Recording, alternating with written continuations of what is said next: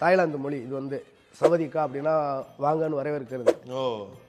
சவதிக்கா அப்படின்னு சொல்லி அவங்க வரவேற்க. ஆமா, இந்த மாதிரி போகும்போது கப்புங்கா கப்புங்கா அப்படின்னு சொல்லுவாங்க, போயிட்டு வாங்க. ஆமா, அப்போ நம்ம மலையில பாடணும்னு நினைச்சா நம்மளுக்கு தாய்லாந்து மொழியிலே பாடக்கூடிய ஒரு வாய்ப்பு கிடைச்சிருக்கு அப்படின்னு அந்த ஒரு ஏக்கம் அதில் தெரிஞ்சிச்சு. நான் இதுக்கு நன்றி வந்து நிறைய பேருக்கு சொல்லணும். முதல் நன்றி வந்து அனிருத் சாருக்கு. அவர் கொடுத்த எல்லா பாடல்களுமே என்னை அடுத்தடுத்த லெவலுக்கு எடுத்து போன பாட்டு. முதல் பாட்டு கட்டிக்கிட காக்கி சட்டையில், இரண்டாவது பாட்டு வந்து ஆகா கல்யாணம் பேட்டையில், பேட்டையில், மூணாவது பாட்டு வந்து சொடக்கு மேலே, நாலாவது பாட்டு டிப்ப டப்பு, இப்போ அஞ்சாவது பாட்டு இந்த பாட்டு.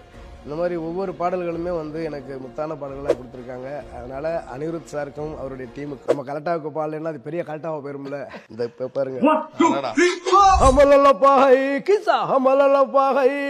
கம்பா கம்பா எத்தா கம்பா கம்பா எத்தா ஏ மரியாச்சு எக்கோ மரியாச்சு கிசாலே கம்பாலே ட்ரிப்பாலே பிளிப்பாலே லோ மல்லி மல்லியா மல்லியா மல்லியா ஐயா வாழ்த்து சொல்ல ஊரே சேர்ந்ததையா, தனித்தனியா இருந்த ரெண்டு உலகம் ஃபேமிலியா இப்போ ஆனதையா, மனசுலதான் நினைச்சதெல்லாம் நடக்க குணத்துலதான் சாவி இருக்குதையா, அணைச்சுக்குவா அழகா ஒன்ன ஒருத்தி புரிஞ்சுக்கிட்டா அவதான் பொண்டாட்டியா, சவதிக்கா சவதிக்கா ட்ரிப்பா ட்ரிப்பிங்கா ட்ரிப்பா ட்ரிப்பிங்கா சவதிக்கா சவதிக்கா எக்கா கப்புங்கா எக்கா கப்புங்கா எக்கா மரியாச்சு 8 மணியாச்சு கொஞ்சம் கிசாலே ஆலே ஆலே எக்கா மரியாச்சு எல்லாம் சரியாச்சு லவ் குத்தாலே ஆலே ஆலே. அந்த படத்தில் பாடணுமே கூட நினைக்கல, பாட வாய்ப்பு படம் வருது அந்த ஒரு ஹேப்பில் தான் இருந்தேன் கடைசி வரைக்கும். நம்மளை திடீர்னு அனிருத் சார் டீமில் இருந்து இங்கே சீனியர் சார் ஃபோன் பண்ணோடனே இந்த மாதிரி ஒரு பாட்டு இருக்குது வாங்க அப்படின்னு சொன்னோடனே எனக்கு ஒன்றுமே புரியலை. சரி இது ஏதோ ஒரு படம், சரியான படம், ஏன்னா 4 படத்துக்கு அப்புறம் 5வது படம் அப்படின்னு சொல்லிட்டு இங்கே போனேன். போனதுக்கப்புறம் வழக்கம் போல் தெரிஞ்சு தலைவன் உள்ளே அப்படியே டான்ஸ் பண்ணிக்கிட்டு கம்போஸ் மியூஸ் பண்ணிக்கிட்டு இருந்தார். நானும் அப்படியே ஜாலியாக ஆடிட்டு பாட்டு வந்தேன். அப்போ தான் எனக்கு தெரிஞ்சாலும் எனக்கு ரொம்ப சந்தோஷம். எனக்கு அதுக்கு எத்தா என்னன்னு தெரியல. நான் கரகாட்ட கலையில் இருக்கும்போதே வந்து அதிக சம்பளம் வாங்குகிற கலைஞர்கள் அப்படின்னு எனக்கு என் ஒய்ஃபுக்கும் பேர் இருந்துச்சு.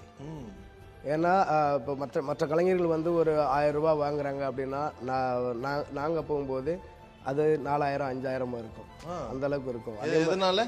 அது அது கடவுளுக்கு தான் நன்றி சொல்லணும். நாங்கள் உழைப்பை நம்பினது, கலைமகளை நம்பினது, நாங்கள் எங்களுடைய அர்ப்பணிப்பை கொட்டினது. அதனால் தென் மாவட்டங்களில் அந்தோனி ரீட்டா அப்படின்னாலே எல்லாத்துக்குமே தெரியும். அந்தோனி ரீட்டான்னு ஒரு பெரிய ரசிகர் கூட்டமே கரகாட்ட கலையில் இருந்துச்சு. இந்த எல்லா மாவட்டத்துலேயும் தமிழ்நாட்டில் இந்த சைடு தான் பெரம்பலூரை தாண்டி இந்த சென்னை இந்த சைடு தான் வரலையே தவிர பாக்கி அந்த சைடு ஃபுல்லாகவே நிறைய ரசிகர்கள் இருந்தாங்க. அப்போவே வந்து எங்களுக்கு அடுத்த வருஷத்துக்கு நிகழ்ச்சினா இந்த வருஷமே அட்வான்ஸ் கொடுத்துருவாங்க. ஒரு மாதத்துக்கு 25 ப்ரோக்ராம் இருக்கும். சம்பளம் இல்லாமல் நான் ஒரு நிகழ்ச்சி நடக்கும்போது நாங்கள் பாடும்போது ஆடுறதை பார்த்து காமெடி பண்ணுறதை பார்த்து அன்பளிப்புகள் வந்து நிறையா சம்பளத்தோடு அதிகமாக வரும்.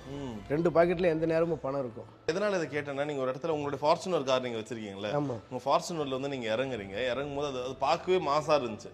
அப்போ சில கமெண்ட்ஸில் என்னென்னு போட்டிருந்தாங்கன்னா, என்னடா இவர் இந்த மாதிரி நிறைய இடத்துல பாடுறாருந்தான்னு நினச்சோம், இவ்வளோ பெரிய கார் வச்சுருக்காரு, அப்போ பயங்கரமாக ஒரு காசு டிமாண்ட் பண்ணுவார் போல், ஃபார்ச்சுனர் கார் வாங்குற அளவுற மாதிரிலாம் நிறைய கமெண்ட்ஸ் போட்டுருந்துச்சு.